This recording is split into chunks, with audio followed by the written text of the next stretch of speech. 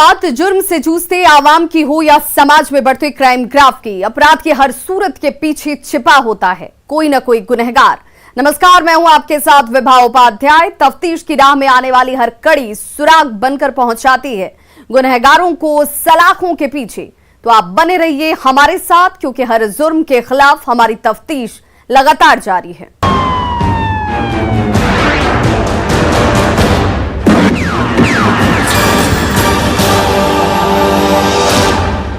Gopalganj police की special cell ने बिहार और यूपी के एक ऐसे मोस्ट वांटेड को गिरफ्तार किया जो पेशे से टीचर था, लेकिन जब उसने हथियार थामा तो जुर्म की ऐसी दास्तान लिख डाली जिससे बिहार से लेकर यूपी तक खौफ हो गया। उस गैंगस्टर का नाम अजय सिंह उर्फ गुड्डू बाबा।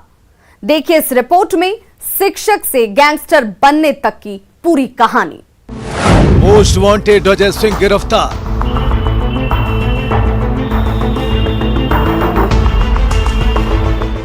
पुलिस ने नूर हसन को दबोचा।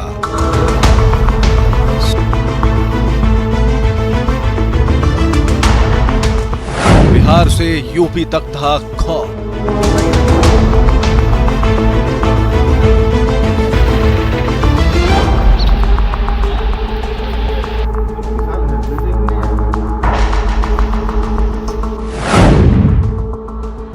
हाथों में हथकड़ी लिए पुलिस वाले के साथ कदम से कदम मिलाकर हुचक कर चल रहा ये अपराधी बिहार यूपी का मोस्ट वांटेड अजय सिंह उर्फ गुड्डू बाबा है, जिसका खौफ पड़ोसी राज्य यूपी से लेकर बिहार तक था।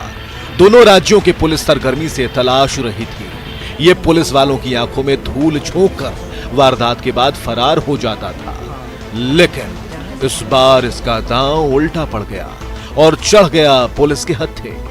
देखिए हाथों में हथकड़ी लगी है, चेहरे पर हवाइयां उड़ी हैं, वरना ये कहीं खौफ और दहशत की गोली दाग रहा होता और पुलिस को मुंह चिढ़ा रहा होता। यह मूल रूप से छपरा जिले के तरैया थाना क्षेत्र के सरैया बसंत गांव का रहने वाला है, जबकि इसके साथ गिरफ्तार दूसरा अपराधी गोपालगंज जिले के सिधवलिया थाना क्षेत्र का रहने वाला है, जिसका नाम नूर हसन उर्फ खुर्शीद अंसारी है, जिस पर 2 आपराधिक मामले दर्ज हैं। पुलिस के स्पेशल सेल ने दोनों को माझागढ़ थाना क्षेत्र के छितौली चंवर से गिरफ्तार किया है। हालांकि इस दौरान एक कुख्यात पुलिस को चकमा देकर भाग निकला, जिसकी गिरफ्तारी को लेकर छापेमारी जारी है।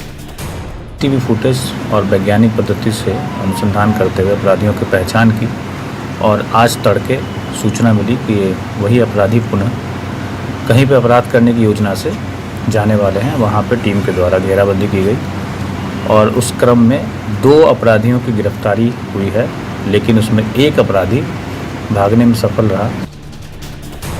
जब पुलिस ने गिरफ्तार आरोपियों की तलाशी ली तो दोनों के पास से 2 लोडेड देसी कट्टा, 6 जिंदा कारतूस, गांजा और लूट के 45,500 रुपए मिले। ये वही कैश हैं जिसे बदमाशों ने पुलिस को मुंह चिढ़ाते हुए 18 अप्रैल को बैकुंठपुर थाना क्षेत्र के सीएसपी संचालक को गोली मारकर लूटा था।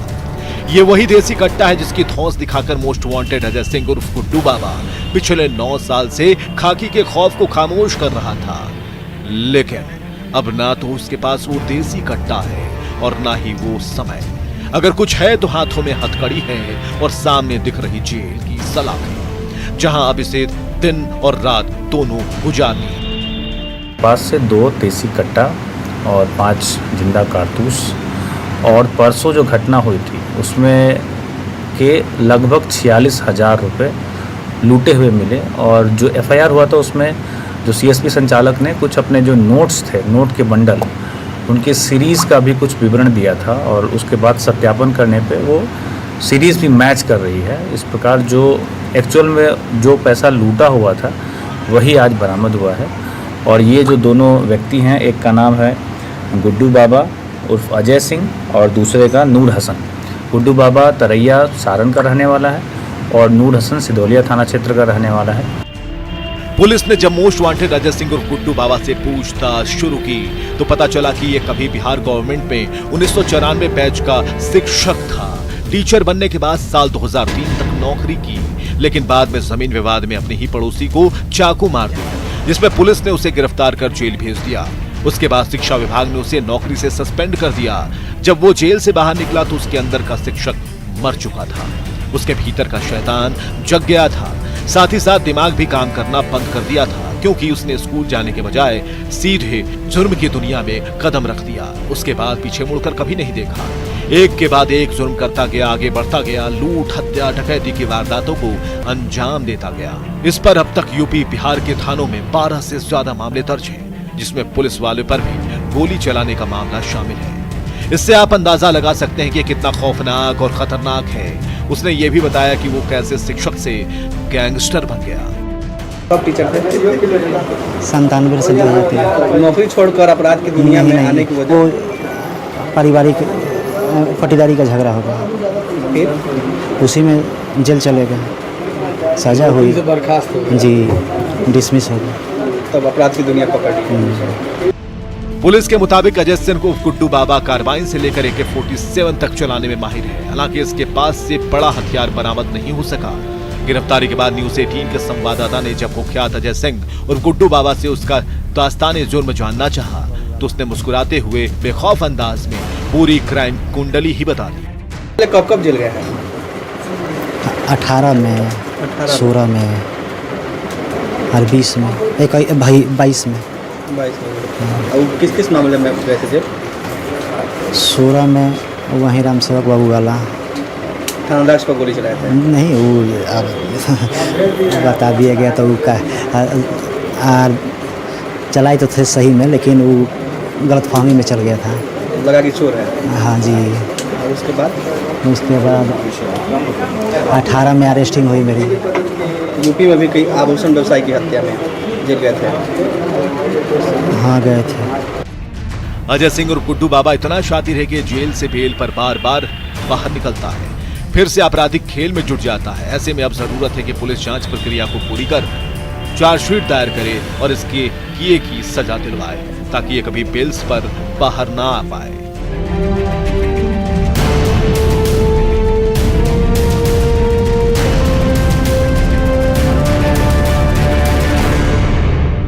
न्यूज 18 के लिए गोपालगंज से गोविंद कुमार के साथ ब्यूरो रिपोर्ट।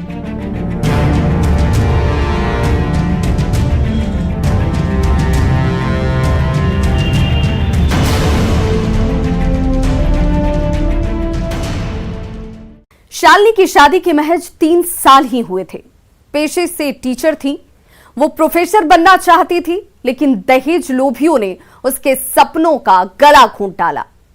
कार के लिए ऐसा टॉर्चर किया कि उसने फांसी के फंदे को गले लगा लिया। जिंदगी पर भारी पड़ा टॉर्चर। टीचर ने मौत को लगाया गले। कमरे में फंदे से झूलती मिली लाश।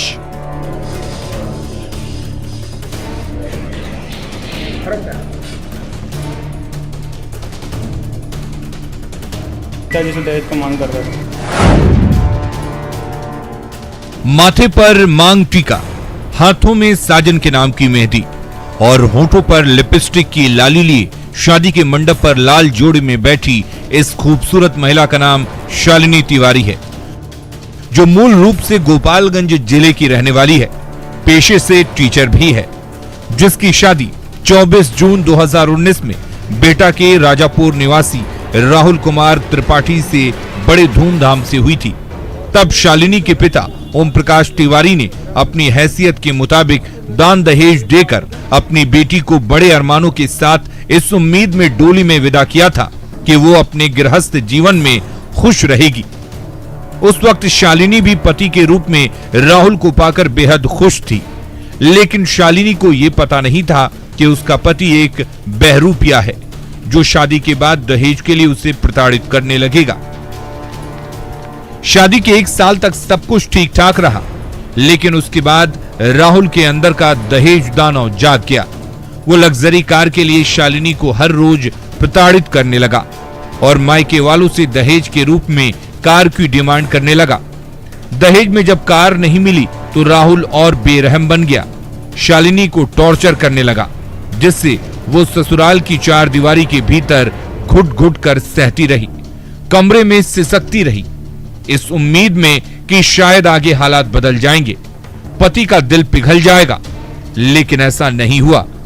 कार के लिए पति राहुल शालिनी को और प्रताड़ित करने लगा। उसके बाद शालिनी ने खगौल थाना क्षेत्र के आरपीएस रोड के मुंडेश्वरी अपार्टमेंट के फ्लैट संख्या 5 में मौका देखते ही खुद को फांसी के फंदे से लटका लिया। जब तक परिजनों को पता चलता तब तक काफी देर हो चुकी थी।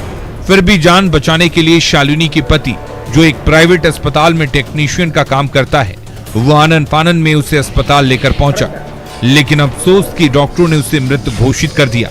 उसके बाद शालिनी का पति राहुल और उसके परिजन मौके पर शालिनी की लाश को छोड़कर फरार हो गए। था कि तुम जो बाकी का वो गाड़ी तुम्हारे पापा ने नहीं दिया है उसको जल्दी से मंगाओ, नहीं तो तुमको जान से मार देंगे। और अंततः यही हुआ जिसकी हम लोगों को आशंका नहीं थी।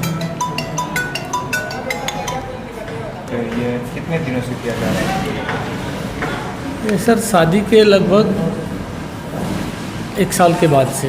कल उनके जो पति हैं वो मेरे माता जी से बात किए, बोले कि ये गेट नहीं खोल रही हैं। और जाने पे वहाँ पर देखा कि वहाँ पर मैं गया तो गेट बिना ताकत लगाए आसानी से खुल गया। कोई सिटकिनी नहीं लगा था, ना सिटकिनी टूटा ना कुछ, गेट खुल गया ऐसे ही धक्का मारने पे हल्का। मैंने देखा कि दीदी वैसे अवस्था में थी। फिर उसके बाद उनको मैं हॉस्पिटल लाया तो वहाँ पर डॉक्टर ने चेकअप किया, बोला कि बहुत डेट है।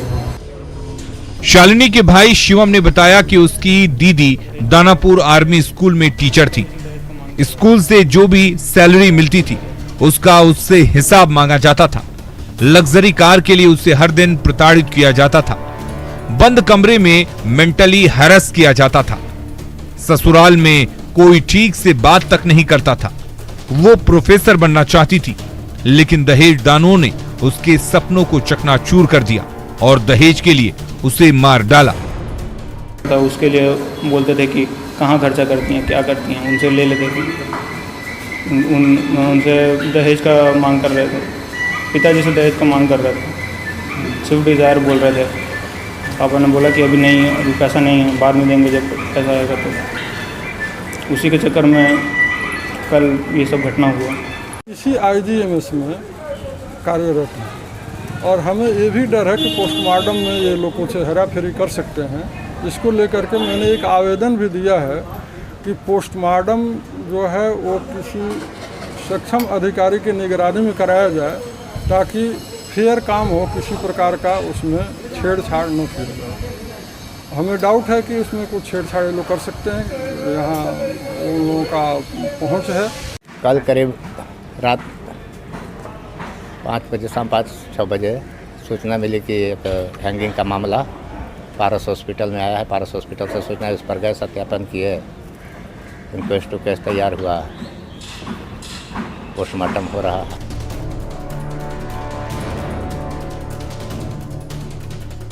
इस घटना के बाद से परिजनों ने शास्त्री नगर थाने पहुंचकर पति राहुल कुमार, ससुर विमल कुमार त्रिपाठी, सास ममता देवी, देवर रोहित कुमार त्रिपाठी और ननद खुशबू त्रिपाठी पर दहेज हत्या का आरोप लगाते हुए FIR दर्ज कराई है, जिससे आधार बनाते हुए पुलिस मामले की तफ्तीश में जुट गई है और आरोपी घर छोड़कर फरार है। अब सवाल ये है कि मुंडेश्वरी अपार्टमेंट के फ्लैट नंबर 5 का क्या है राज? क्या शालिनी तिवारी ने खुदकुशी की है? अगर नहीं तो क्या दहेज दानवों ने उसे मारा है? क्या पोस्टमार्टम रिपोर्ट खोलेगा राज?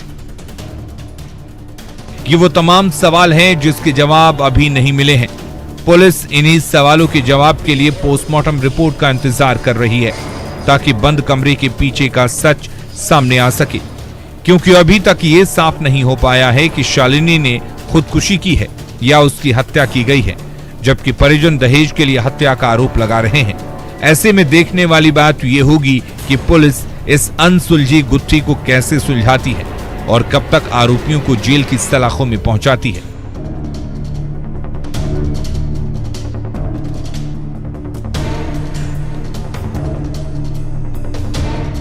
न्यूज 18 के लिए दानापुर से अमरजीत शर्मा के साथ ब्यूरो रिपोर्ट।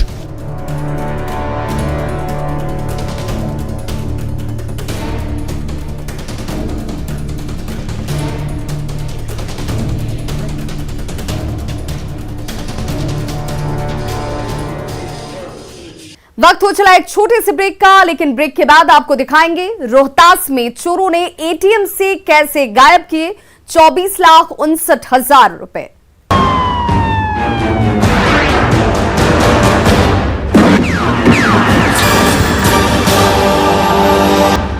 ब्रेक के बाद एक बार फिर से आपका स्वागत है।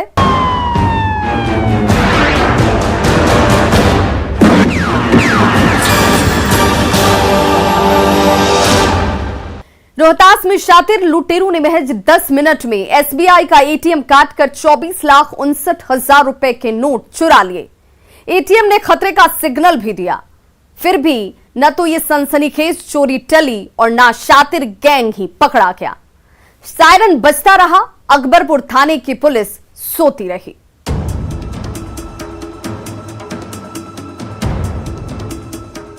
माचिस की तिल्ली जलते ही गैस कटर से चिंगारी फूटी और जैसे ही गैस कटर का सिरा एटीएम के सख्त ढांचे की ओर मुड़ा, उससे छूटने वाली चिंगारी एटीएम के इस्पाती कवच पर बरसने लगी।